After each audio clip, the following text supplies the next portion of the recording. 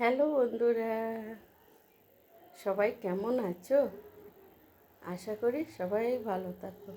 পূজার রান্নাঘর এখন কটা বাজে আমি ঘড়ির টাইমটা দেখিনি। ওই 1:45 বেজে গেছে। হাজব্যান্ড অনেক আগে খাবার খেয়ে চলে গেছে, তো দেরিটা কিছু কারণের জন্য একটু আমার দেরি হয়ে গেছে।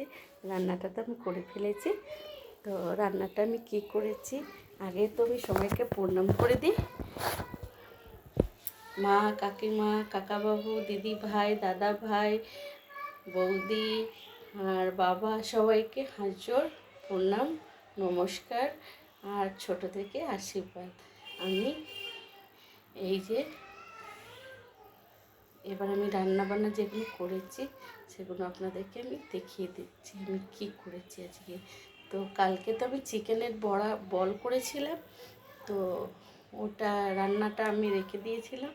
কি বাচ্চারা, আমার ছেলে আমার মাছ আবার খায় না, হাজব্যান্ড আবার মাছ খাবে না, তো মাছ আমার ছিল কাতলা মাছ, তো আমি কাতলা মাছের ঝোল করেছি সর্ষে আর পোস্ত দিয়ে। এই দেখো,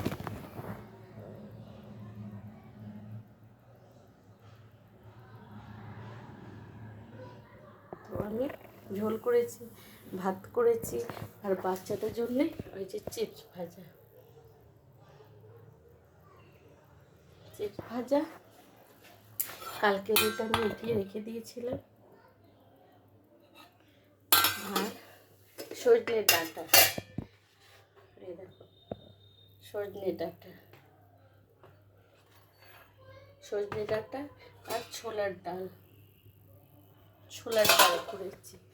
আর আমি একটা জিনিস আরও আপনাদেরকে দেখাচ্ছি, সেটা দেখুন, আমি পেঁয়াজ দিয়ে আলু দিয়ে চচ্চড়ি করেছি। আমার কালকে হাজব্যান্ড বলেছিল পেঁয়াজ এখন কিন্তু মার্কেটে খুব সস্তা হয়েছে, বড় বড় বেশ সাইজের পেঁয়াজ এখন তো বাইরে যাচ্ছে না, তো বাইরে তো বুঝতেই পারছেন কি অবস্থা হয়ে আছে। তো আমি আজকে ওই তার ভাজা করেছি, চচ্চড়ি।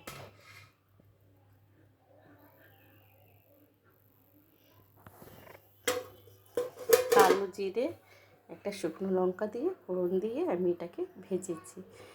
তো যাই, এবার বাচ্চাদেরকে আমি খাওয়া দাওয়া করে দিই, কেন 1:45 বাজতে যাচ্ছে, আর বেশি দেরি না করে বাচ্চাদেরকে খাইয়ে দিই। আপনারাও চলে আসুন আমার কাছে, আপনাদেরকেও আমি খাবার নিজের হাত দিয়ে আপনাদেরকে আমি খাওয়াতে চাই। কে কে আমাকে ভালোবাসেন একটা লাইক কমেন্ট নিশ্চয়ই করবেন, ঠিক আছে তো? আর কথা না বেশি বাড়িয়ে আবার আমরা রাখি, এবার যাই বাচ্চাদেরকে খাইয়ে দিই। আর বাচ্চারা আমারও রাগ করবে, এখন ওরা লেখাপড়া করছিল, হাতে খাতা নিয়ে আছে, পেন্সিল নিয়ে আছে, ওরা হাত রাইটিংটা ঠিক করছে।